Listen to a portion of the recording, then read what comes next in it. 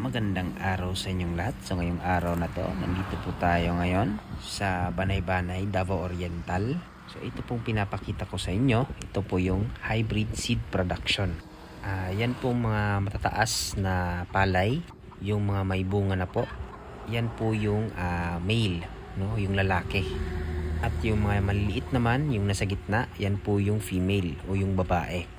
So yung ginagawa po nila dyan is kino-cross pollinate po nila yung dalawang variety, which is yung lalaki at yung babae.